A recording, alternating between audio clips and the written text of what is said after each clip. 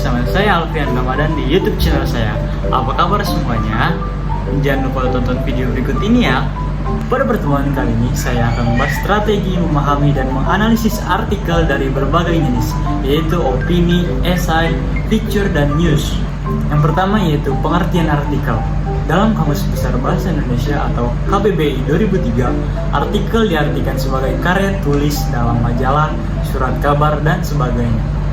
Selanjutnya itu ada ciri-ciri artikel. Artikel sebagai salah satu jenis tulisan ilmiah memiliki ciri-ciri berikut ini, yaitu yang pertama tulisan berdasarkan data atau fakta, yang kedua dikerjakan melalui proses analisis yang kritis, yang ketiga mempunyai sistematika yang rapi, yang keempat mempunyai struktur yang teratur, dan yang kelima terbuka terhadap pengujian. Di sini ada tata cara penulisan artikel yang baik dan benar teman-teman. Yang pertama ada pedoman umum, yang kedua ada sistematika penulisan, yang ketiga ada judul dan nama penulis, yang keempat ada abstrak, dan yang kelima ada referensi. Selanjutnya itu ada pengertian artikel opini. Jenis tulisan opini sering ditemukan dalam media cetak, surat kabar, majalah, atau jurnal, dan dapat pula ditemukan dalam media elektronik yang disajikan berupa e-newspaper, e-jurnal, atau e-magazine. Ini merupakan karya ilmiah populer yang mengacu pada referensi pemikiran yang berlaku menurut Zakaria dan Aziz 2018. Selanjutnya ada teknik menulis artikel opini. Artikel opini berisi mengenai pendapat seseorang tentang sesuatu hal yang sedang terjadi. Namun, bagi penulis pemula menulis artikel opini perlu memperhatikan teknik-tekniknya. Menurut Iqbal, proses menulis yang disarankan bagi kalangan penulis pemula adalah free writing dan rewriting. Menurut Kuncoro 2009. Dengan teknik free writing, berarti kita menulis secara bebas tanpa memilihkan bagus atau tidaknya tulisan yang sedang digarap. Selanjutnya ada ciri-ciri artikel opini. Artikel opini biasanya diterbitkan oleh korban atau oleh koran atau majalah. Karena tempatnya terbatas, artikel pada umumnya tidak terlalu panjang, hanya sekitar antara 4-6 halaman. Kuarto, spasi ganda. Berbeda dengan jurnal yang ditulis dengan gaya ilmiah, masyarakat umum dengan berbagai usia dan tingkat pendidikan. Selanjutnya ada langkah-langkah dalam menulis artikel opini. Yang pertama, mengenal sumber bahan tulisan. Yang kedua, mulai menulis. Yang ketiga, menulis itu seperti bercerita. Yang keempat, belajar menulis dari seorang epistoholik. Selanjutnya ada pengertian artikel esai. Salah satu jenis karya tulis yang berisi kombinasi antara dan opini.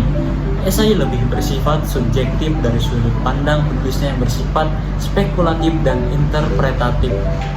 Selanjutnya ada tujuan esai. Yang pertama, meyakinkan agar pembaca terhadap pendapat penulis mengenai sebuah fenomena tertentu. Yang kedua, menerima pendapat penulis, membuat pembaca bisa menerima pemikiran penulis yang tertuang dalam esai.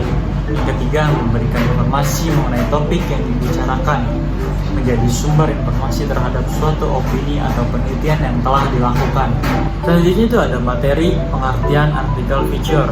Artikel dalam bentuk feature, materinya yaitu feature adalah salah satu bentuk tulisan non-fiksi yang kuat akan karakter human interest. Pada tulisan jurnalistik, feature seringkali disebut sebagai bersifat soft news, dikarenakan tulisan yang tidak terikat akan waktu juga gaya penulisan seperti hard news. Selanjutnya ada pengertian news. Berita merupakan suatu bentuk dari penyajian suatu informasi yang dipublikasikan kepada khalayak ramai.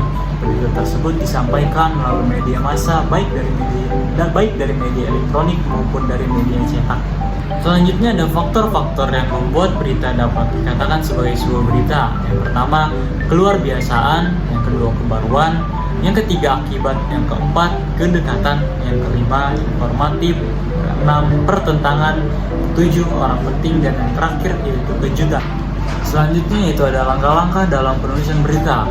Yang pertama ada objektif, yang kedua ada cover both side, yang ketiga ada prinsip hemat kata, yang keempat ada berita harus mengandung unsur 5W1H.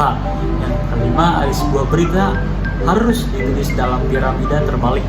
Apa sih perbedaan antara artikel, opini, esai, dan feature, dan juga news? Yang pertama, artikel. Karangan faktual secara lengkap dengan panjang tertentu yang dibuat untuk dipublikasikan dan bertujuan menyampaikan gagasan dan informasi. Artikel opini, karangan yang menyediakan informasi dari sudut pandang pribadi penulis. Pendapat penulis lebih diutamakan daripada analisis. Yang ketiga, esai, karangan prosa yang membahas suatu masalah secara sepintas dari sudut pandang pribadi penulis.